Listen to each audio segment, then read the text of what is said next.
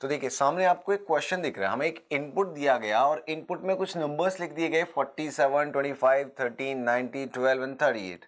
ठीक है, उसके बाद कुछ हमें स्टेप्स दिखाई दे रहे हैं, स्टेप 1, स्टेप 2, स्टेप 3, स्टेप 4 और फाइनली यहाँ पर लिखा हुआ है कि step 4 is the last step, यानी चौथे स्टेप पर पे जाकर के ये कंप्लीट हो गया। तो इसका मतलब ये हुआ कि ये जो यहाँ पर स्टेप नंबर 4 है ये क्या हो गया, फाइनली आउटपुट मिल गया हमें, ये जो है हमारा एक तरीके से फाइनल स्टेप बन गया। ठीक है, और जब भी कभी आप ऐसे क्वेश्चंस देखेंगे मशीन इनपुट के जो कि अरेंजमेंट पर बेस्ड होंगे तो हमेशा आपको ये चीज़ लिखी हुई मिलेगी किसी ना किसी स्टेप के नीचे। हो सकता है वो 4th स्टेप के लिए कह दे, हो सकता है वो 5th के लिए कह दे, हो सकता है 6th के लिए कह दे, 7th, 8th, कोई भी एक सर्टेन नंबर ऑफ स्टेप ऐसा होगा जो कि फाइनल स्टेप यानी कि लास्ट स्टेप बन रहा होगा यहाँ पर। अब देखिए यहाँ से हमें जानना क्या है, यहाँ से क्वेश्चन क्या पूछा गया कि देखिए एक नीचे नया इनपुट दे दिया, फिर से एक इनपुट दे दिया 52, 35, 11, 94, 28 एंड 49 और हमसे पूछा गया how many steps are required to solve the given input. जैसे इसमें कितने लगे 4 स्टेप, तो अगर हम इस इनपुट को सॉल्व करें तो कितने स्टेप लगेंगे ये हमसे पूछा जा रहा है। अब देखिए इस पर डिपेंड करता है कि इसको जब हम सॉल्व करेंगे तो कितने इनपुट जो है कितने स्टेप्स यहाँ पर लगेंगे, क्योंकि ऐसा हम कभी नहीं काउंट करेंगे कि अगर हम यहाँ देखें 1 2 3 4 5 6 एलिमेंट्स थे, यहाँ पर गिने 1 2 3 4 5 6 कि यहाँ भी 6 हैं तो यहाँ 4 लगे तो यहाँ पर भी 4 लगेंगे, जी नहीं, ऐसा हम कोई कंसेप्ट कभी नहीं बनाएंगे। हो सकता है कि इसमें नंबर ऑफ स्टेप्स दोनों में इक्वल लगे, हो सकता है इसमें 4 से कम लगे, हो सकता है इसमें 4 से ज्यादा लगे, यानी everything is possible. May be 4 में हो जाए, मे बी 4 से कम में, मे बी 4 से ज्यादा में, तो कभी हम श्योर नहीं होंगे इन एलिमेंट्स के दोनों को काउंट करके कि यहाँ 6 थे यहाँ भी 6 तो दोनों में सेम स्टेप कर दीजिए, नहीं, हमें इसको सॉल्व करके ही बताना पड़ेगा यहाँ से। ठीक है, तो अब सॉल्व करने के लिए सबसे पहले हमें ये समझ में आना चाहिए कि यहाँ पैटर्न क्या था, किस बेसिस पर इसको अरेंज किया जा रहा था। तो इसके लिए आप पहले फाइनल स्टेप को देखेंगे। ठीक है, कि इनपुट और फाइनल स्टेप जो है हमारा जो लास्ट स्टेप बना उसको कंपेयर करेंगे तो 90% क्वेश्चंस में आपको समझ में आ जाएगा कि यहाँ चल क्या रहा था। देखो इनपुट में लिखा हुआ था 47, 25, 13, 90, 12 एंड 38, किसी भी सीक्वेंस में सब जो है आगे पीछे मिसमैनेज थे नंबर्स और बस लिखे हुए थे। लेकिन अगर हम स्टेप यहाँ पर 4 को देखें तो 12 then 13 then 25 then 38 then 47 then 90, सारे के सारे नंबर एक सीक्वेंस में दिखाई दे रहे हैं और कौन से सीक्वेंस में, बढ़ते हुए सीक्वेंस में, यानी असेंडिंग ऑर्डर पे नजर आ रहे हैं सारे के सारे हमें नंबर्स। ठीक है, ये हमें यहाँ पर दिखाई पड़ रहा है तो असेंडिंग सीक्वेंस में। तो हम यहाँ से हमने देखा कि इनको असेंडिंग सीक्वेंस में लगाया, बढ़ते हुए इंक्रीजिंग ऑर्डर में। अब लेकिन प्रॉब्लम ये है कि अगर हमें असेंडिंग ऑर्डर में ही लगाने हैं तो हम तो भाई we are not machines, we are human being, तो हम तो इन्हें एक ही स्टेप में लगा सकते हैं। सबसे पहले 11 को उठा के लिख लेंगे, फिर 28 आ जाएगा, 35 आ जाएगा, फिर उसके बाद 9, 52 एंड देन फाइनली 94, तो हम तो एक स्टेप में कर देंगे। लेकिन फिर स्टेप्स कितने लगे ये कैसे काउंट करेंगे, तो इसलिए हमें स्टेप वाइज चेक करना पड़ेगा कि इसने कैसे सॉल्व किया और फिर वही चीज हमने ट्राई करनी है, हमने अप्लाई करनी है। तो सबसे पहले अब देखेंगे कि इनपुट और स्टेप 1 में क्या बदलाव, क्या चेंजेस नजर आए। ठीक है, इनपुट ये रहा, स्टेप 1 ये रहा, 47, 25, 13 कुछ ऐसा लिखा हुआ था। पहले इनपुट में यहां पर लिखा हुआ है 47 और यहां पर आ गया 12, यानी सबसे पहले उठा करके किसको रखा गया, 12 को। बाकी देखें तो देखो 47, 25,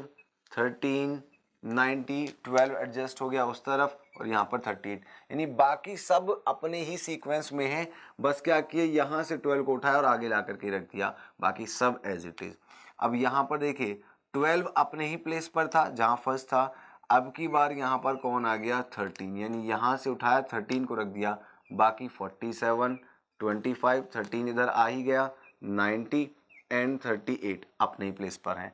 मीन्स पहले हमने 12 को पिक किया, फिर हमने 13 को पिक किया। अब देखो तीसरे स्टेप में 12, 13 ये अपने प्लेस पर थे, अब हमने किसको पिक किया है यहाँ से 25 को, बाकी यहाँ 25 आ गया, बाकी ये 47, ये 90 और ये 38 अपने ही प्लेस पर थे, कोई चेंजेस नहीं थे। फिर क्या किया देखो 12, 13, 25 अपने प्लेस पर थे, 38 को उठा करके यहाँ पर ले आए और बाकी ये 47 और ये जो 90 है सब अपने ही प्लेस पर रहे। तो कहने का मतलब ये है कि हम जब इन एलिमेंट्स को पिक कर रहे हैं तो हम क्या कर रहे हैं, देखो पहले हमने 12 को उठाया, फिर 13, फिर 25, फिर 38 और बाकी आगे रह गए। तो यहाँ से हमें ये समझ में आ रहा है कि जब इनको असेंडिंग ऑर्डर में लगा रहे हैं तो एक एक करके हर बार स्टेप में हम एलिमेंट्स को पिक कर रहे हैं, पहले सबसे छोटा नंबर, फिर उससे बड़ा, फिर और बड़ा, फिर और बड़ा, और फाइनली जो बाकी जो नंबर्स थे जो 38 के बाद अरेंज होने थे वो बाय डिफॉल्ट उसी अरेंजमेंट में हमें मिल गए जिस अरेंजमेंट में हमें लिखना था। तो जब भी कभी ऐसा होगा कि कोई एलिमेंट बाय डिफॉल्ट अपने प्लेस पर आ जाएगा, अपने आप ही अपनी जगह पर अपनी जगह बना लेगा, अपनी जगह पर पहुंच जाएगा, तो हम उसके लिए कभी भी स्टेप काउंट नहीं करेंगे अलग से, क्योंकि हमने देखो यहाँ 38 तक अरेंज किया था सिर्फ, बाकी ये 47 और 90 क्या हुआ, अपने आप आ गए अपनी जगह पर, तो हमने यहीं पर कह दिया कि this is the last step. हम ये नहीं कि आगे इनको रिपीटेडली लिखें, ऐसा नहीं करेंगे, अरेंज हो गए, फाइनल स्टेप बन गया।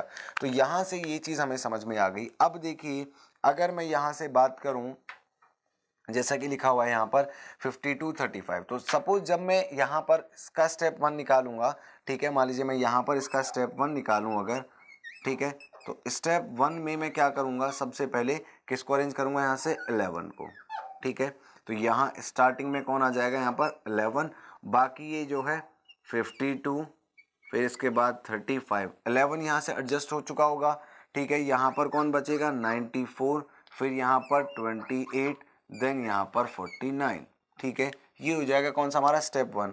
इसी तरह से अगर मैं स्टेप 2 काउंट करता हूँ यहाँ से, तो स्टेप 2 में देखो 11 के बाद अगर हम देखें 52 35 94 28, तो किसका प्लेस आएगा 28 का, तो यानी 11 अपनी जगह पर रहेगा, जैसे 12 अपनी जगह पर था, बाकी सब अंदर की तरफ चल रहे थे, तो यहाँ से दूसरा नंबर आ जाएगा कौन 28, बाकी 52 35 94 एंड 49 अपने प्लेस पर बने रहेंगे, ठीक है। थर्ड स्टेप में अगर मैं देखूंगा तो यहाँ पर 11 अपने प्लेस पर रहेगा, 28 अपने प्लेस पर रहेगा, अब किसका नंबर आ जाएगा 35 का, तो यानी यहाँ पर कौन आ गया 35, फिर यहाँ पर ये देखो ये 35 उठ के इधर आएगा, तो ये 52 पीछे खिसक जाएगा, फिर यहाँ पर 94 एंड देन यहाँ पर 49, ठीक है।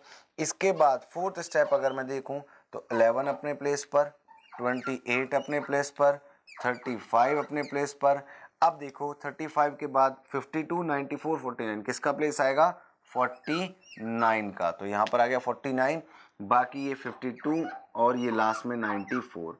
और देखो अगर हम देखें यहाँ पर, अगर हम इस स्टेप को देखें तो हमें देखो यहाँ पर 11 28 35 49 ये हमने अरेंज किया, और 52 और 94 जो है वो बाय डिफ़ॉल्ट मुझे अरेंज नज़र आ रहे हैं, यानी ये सारे नंबर अब मुझे असेंडिंग ऑर्डर में अरेंज नज़र आ रहे हैं, लगे हुए नज़र आ रहे हैं बढ़ते हुए क्रम में। तो कहने का मतलब ये हुआ कि ये जो स्टेप है यही हमारा क्या हो गया, यहाँ से लास्ट स्टेप हो गया, ठीक है, फाइनल स्टेप हो गया। और कहाँ तक गए हम, स्टेप नंबर 4 तक। तो जो क्वेश्चन मैंने यहाँ से पूछा था कि how many steps are required to solve the given input, answer क्या हो जाएगा 4।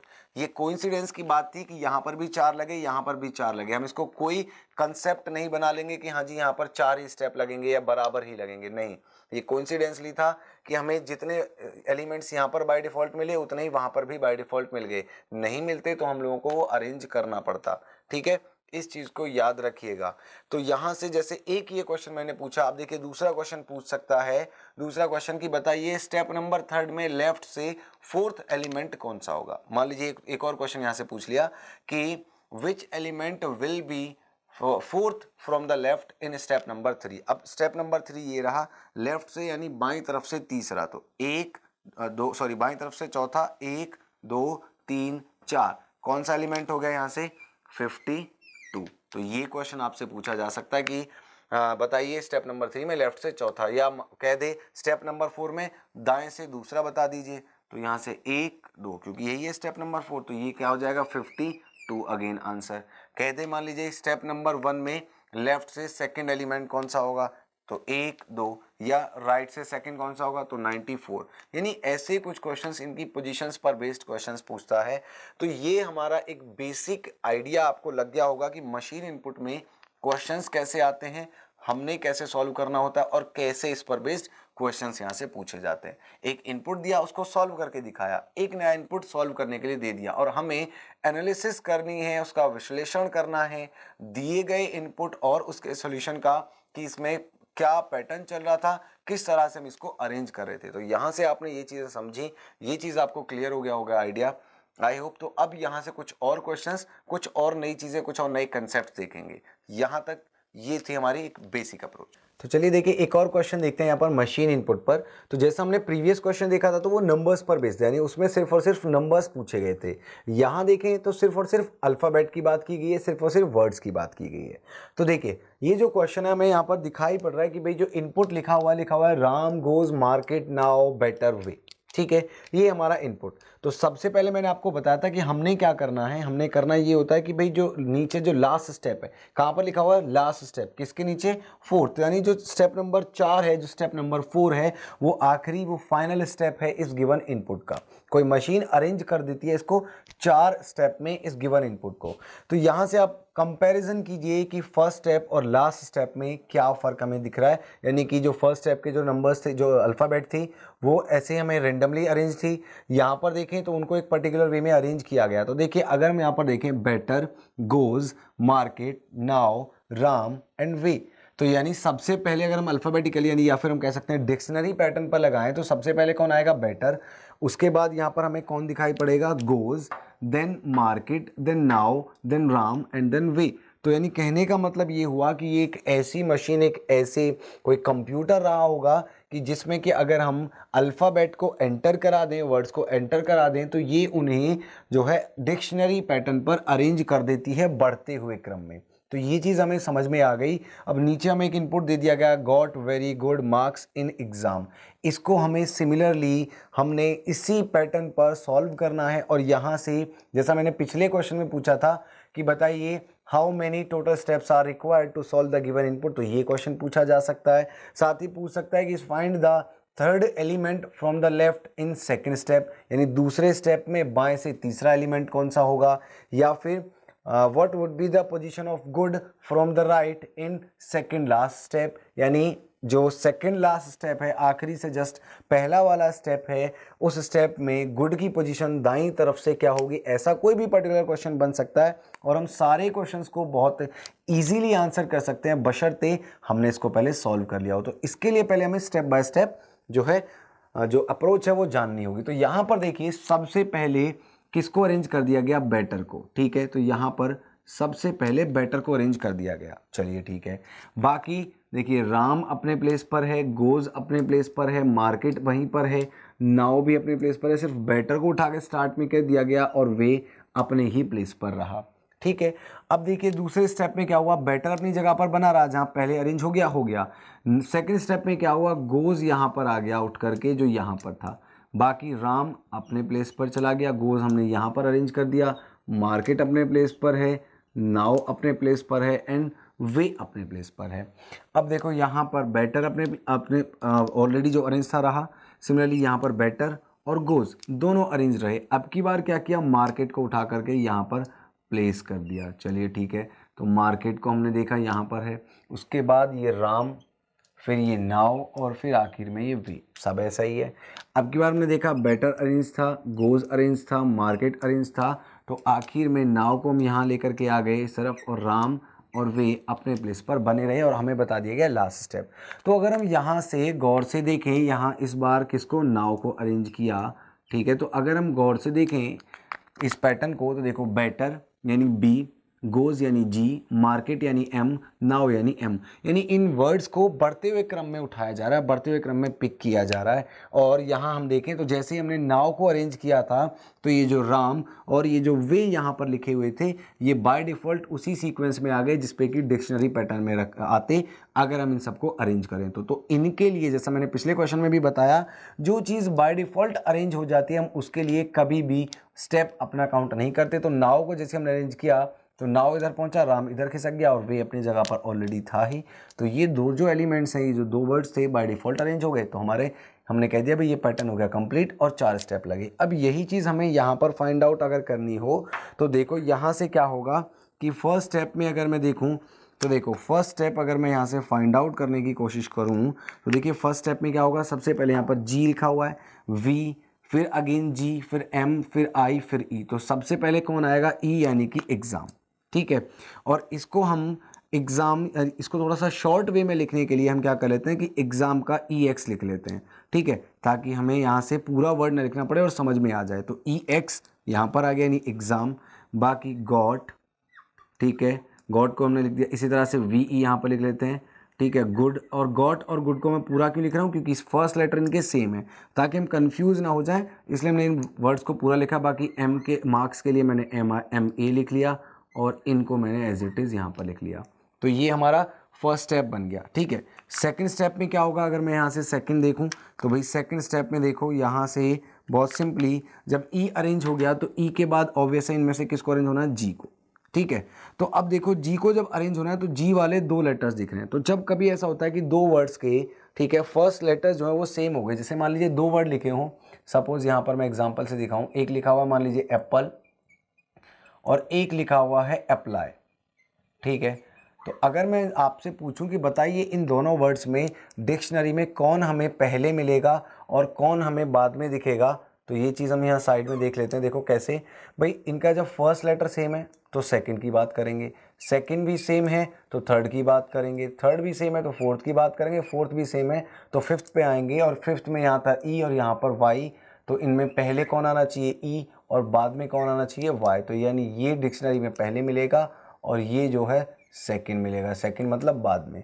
तो इसी तरह से यहाँ पर देखें तो गॉट और गुड में जो G है वो सेम है, पहला लेटर कोई नहीं। चलिए दूसरा देखते हैं, तो यहाँ पर O है तो यहाँ पर भी O है। फिर यहाँ पर तीसरा देखें तो T और यहाँ पर तीसरा O, तो यानी T और O में O पहले आएगा तो गुड को हम यहाँ पर लाएंगे पहले, तो यानी जो X था अपने प्लेस पर रहा, यहाँ पर पहले कौन आ जाएगा, गुड, और बाकी जो था यानी यहाँ पर गॉट बाय डिफ़ॉल्ट अपनी जगह पर रहा। फिर आगे कौन, वेरी आ जाएगा, गुड यहाँ से हट चुका तो मार्क्स के लिए मैंने MA लिख दिया, और यहाँ से बचता है आखिर में IN। तो ये चीज़ हमने यहाँ पर फिक्स कर दी। थर्ड स्टेप में क्या होगा, अगर मैं थर्ड स्टेप की बात करूँ, EX अपने प्लेस पर रहेगा, गुड अपने प्लेस पर रहेगा। गुड के बाद किसको प्लेस करना था, गॉट को, लेकिन देखो गुड के बाद गॉट तो बाय डिफ़ॉल्ट आ गया, क्यों, क्योंकि गुड यहाँ से उठा और इस तरह से यहाँ पर आकर के इनके बीच में अरेंज हो गया।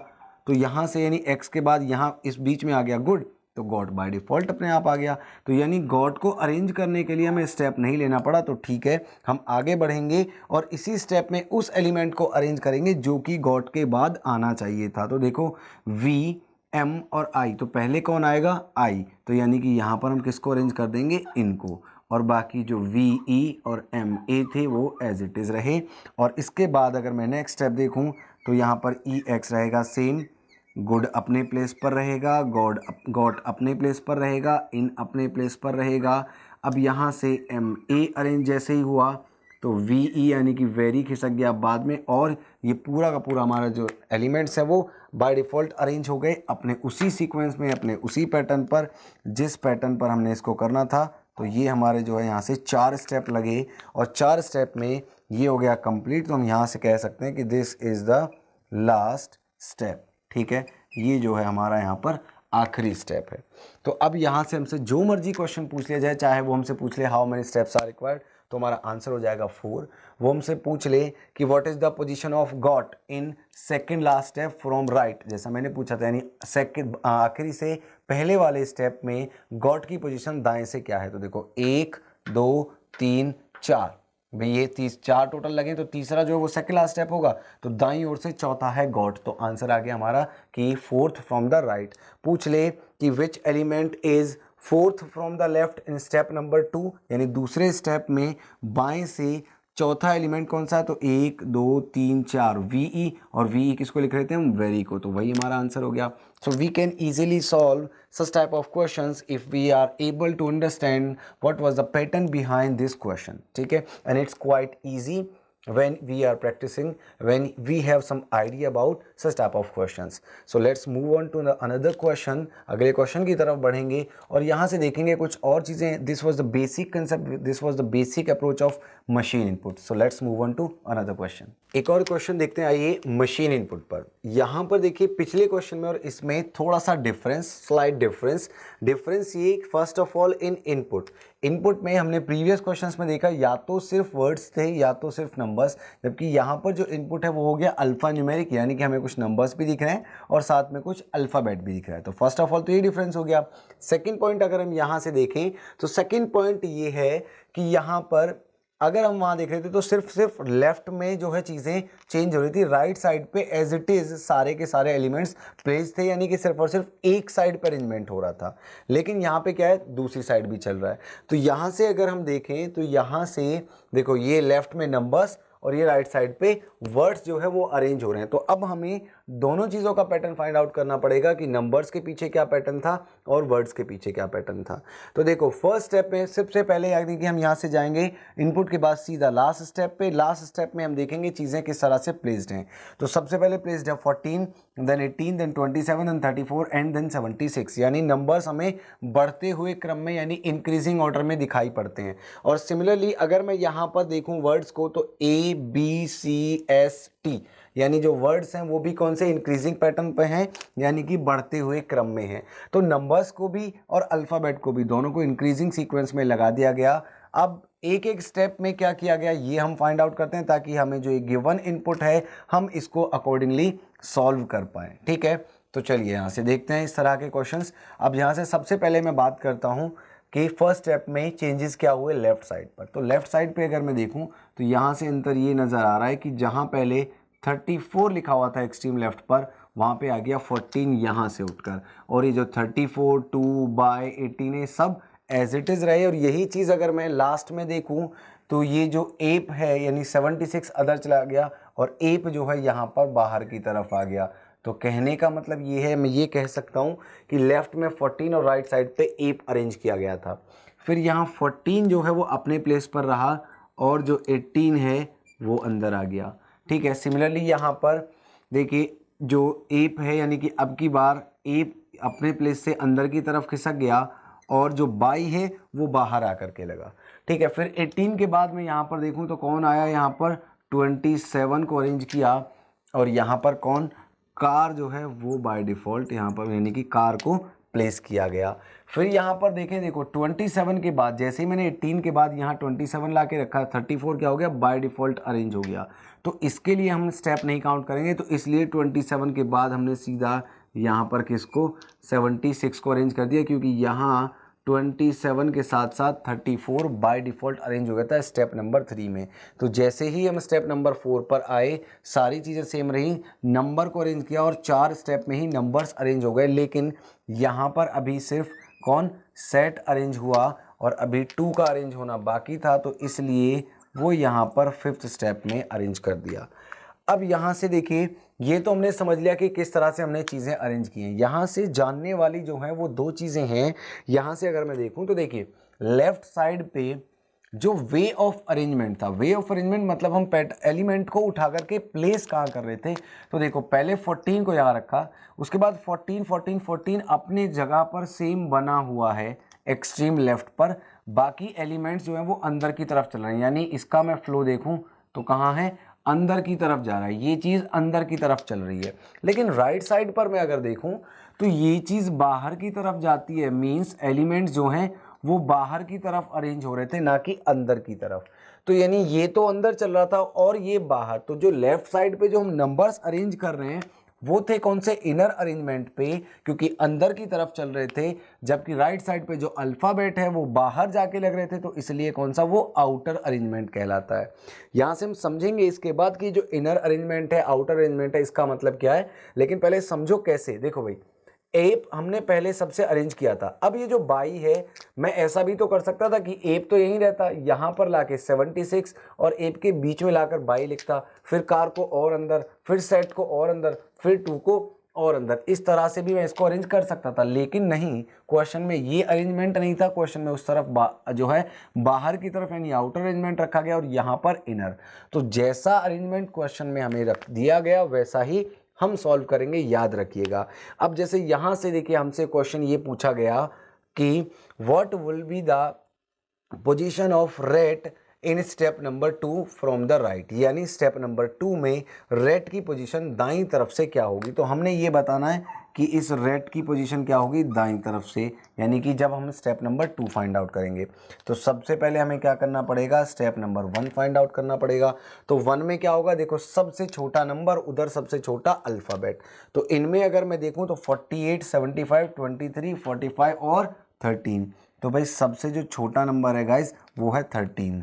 ठीक है, तो ये हुआ लेफ्ट पर। अच्छा राइट में कौन जाएगा, सबसे बड़ा सबसे छोटा अल्फ़ाबेट। तो रेट, काइट, आउल, निब और बुक। बुक है तो जो कि कहाँ है, बाय डिफ़ॉल्ट अपने ही प्लेस पर अरेंज्ड है। तो बाय डिफ़ॉल्ट अपने प्लेस पर अरेंज्ड है तो उसके नेक्स्ट वाला एलिमेंट लेंगे। जैसे यहाँ पर जब 34 बाय डिफ़ॉल्ट अरेंज मिला था तो हमने क्या किया था, 76 को बाय यानी कि अगले वाले स्टेप में ले आए थे। 27 के बाद 34 अरेंज था तो सीधा 76 को लाए थे।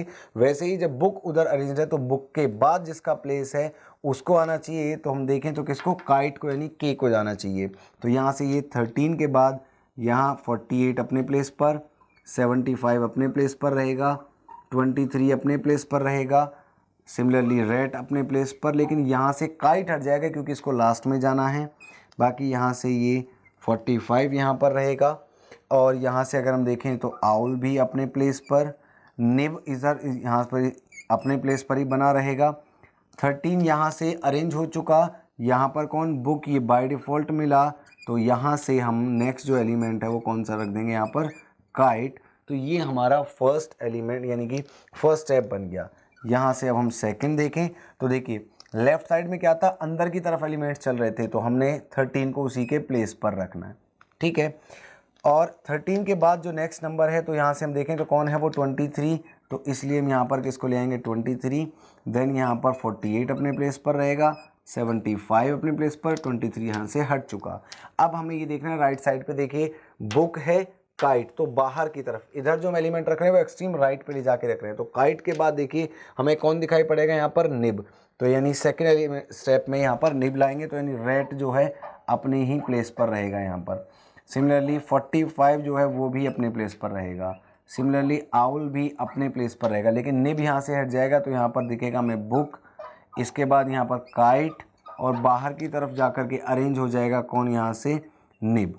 ठीक है, तो ये बहुत सिंपल सी चीज़ थी, यहाँ से हमने इसको फिक्स कर दिया। तो हमसे ये पूछा गया था कि बताइए इस स्टेप नंबर 2 में दाईं ओर से रेट की पोजीशन क्या होगी राइट से। तो देखिए 1 2 3 4 5 6 यानी राइट से 6th एलिमेंट होगा कौन सा, रेट। तो बहुत आसानी से हम इस टाइप के क्वेश्चंस को फाइंड आउट कर सकते हैं यहाँ से। लेकिन इस क्वेश्चन के पीछे जो मोटो था मेरा ये क्वेश्चन आपके पीछे डिस्कस करने का वो ये था कि वे ऑफ अरेंजमेंट को समझना, इनर कैसे होता है और आउटर कैसे होता है। ठीक है, इसीलिए मैंने दोनों अरेंजमेंट एक ही क्वेश्चन में रखे ताकि आप क्लियरली इसको समझ पाएँ। और बहुत आसान सी देखिए तरीका है, जब भी कभी ऐसा हो कि अरेंजमेंट हो रहा है जिस भी साइड, चाहे लेफ्ट में चाहे राइट में या दोनों तरफ, अगर एक्सट्रीम एंड पर रखा हुआ एलिमेंट हर बार सेम नज़र आता है, जैसे यहाँ पर हम देखें तो एक्सट्रीम लेफ्ट पर हर बार सेम नज़र आ रहा है, एक ही नंबर क्या, 14।